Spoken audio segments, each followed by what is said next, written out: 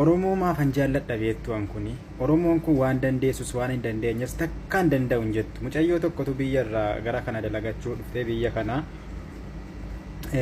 madaam si gaafuma siin dhuftu ingiliffa beektaa jetteen yes jetteen dubbadhu mee jennaan what is your name jette madaamillee akkasitti bu'aarsite Oromoon kun waan dandeessullee waan hin dandeenyellee inumaatu harkan kennitu galatoomii mucayyoon nanaan jedhaan harranii suuqii ho'i deeme mi'uma made in Ethiopia jedhu biyya laatii gara biyya laatii sababii galee fi birriinsaa dabaleeraa naan jedhe abbaan suuqii. Maal taatan sin garuu nagaadoon Itoophiyaa keessa jirtan? Saamunaa kun as duukamitti hojjetamu mi'uma Itoophiyaa keessatti piroodaaktii ta'u biyya laatii galeetu eenyuun goyyomsituu baay'isee nuti namoota baratanidha. Mi'oonni Itoophiyaa keessa akkan galle'ii dhorkaman mi'oota 38 qofadha. Isaaniyyuu leegjerii gudiidha. Baay'een isaanii jechuudha kan namni irraa afee fayyadamu malee waan amma kanatti walakkaa abbadamu miti. Waan hunduma isaatti saamunaa birrii 30 gale birrii 50-60 galchitanii kaardii moobaayilii qofadha kan isin birrii isaan dabalin jirtan. Kaardii moobaayilii iyyuu hin dabaltu dhiyootti kaardii moobaayilii birrii 10 iyyuu birrii 25 galchuun keessaniin akka kanatti itti fuftanii naan. Garuu hin ta'u. Injiraatama namni baay'een injiraata garuu hadiyyeessaa akka itti jiraattu hin qabdu akkasittiin biyya kana sinumaaf dhiifnee keessaa ba'uun keenya naaf akka kanatti nagaan bulaa. Ana baruu feetaa igana baruu feetee tole sittan himaa garuu nan tilmaamin gootee nama cimaa ani wallaalaadha digiriif maastarii hin kuufanne tuulee goota naan jechuufis takkaan beeku duulee.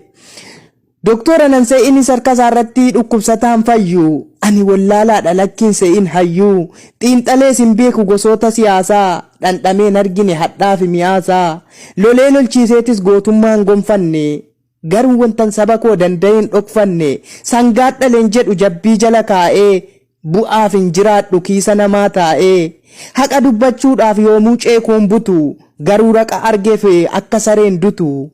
Yoon argadhe nyaadhee yoon dhabe immoo obsee nama argameen bula danfa kan koo cobsee malee an baradhee soradhee somaa lafaan qabu garuu immoon callisu gaafa dhugaan dabu.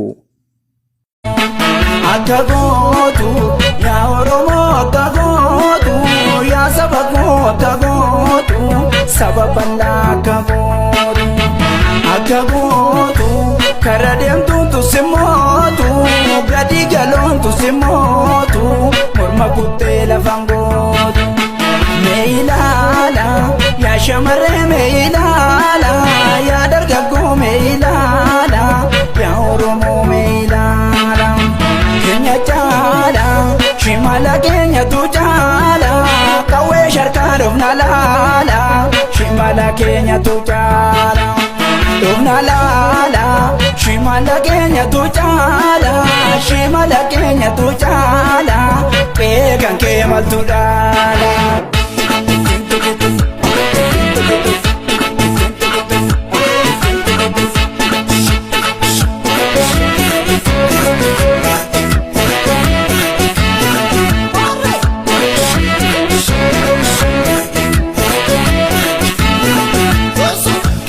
Gara rademani eenyu kalloo marrachiisu bara baraan eegani mirga ofii kabachiisu harki siyaa qotiyo battadhu harkooticha taasii gargaaru jiru caamaa damtee tokkicha gara rademani eenyu kalloo marrachiisu bara baraan eegani mirga ofii kabachiisu harki siyaa qotiyo battadhu harkooticha taasii gargaaru jiru caamaa damtee tokkicha.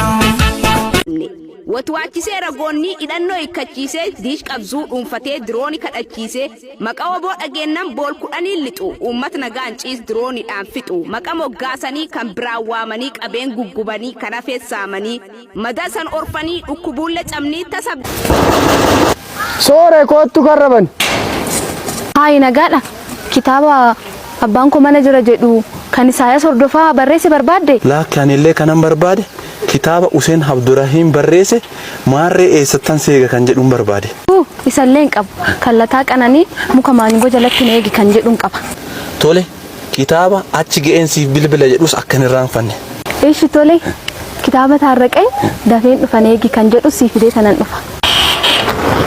Nama ajaa'iba mucaan kun kitaaba kana qixxee dubbisa moo? Abba mucaansa mucaa akkamii isinitti fakkaate? Ismaartidha. Tole eegaa akkatti kan dubbisu ta'e kitaaba tokkoon kennaaf. Tole kitaaba isa kamii fida abbaa? Siree bukkeedha kitaaba barsiisaa guutan barreesse. Mana keessanitti koodiidhaan odeessitanii duutaniittu kan jedhu kenniif.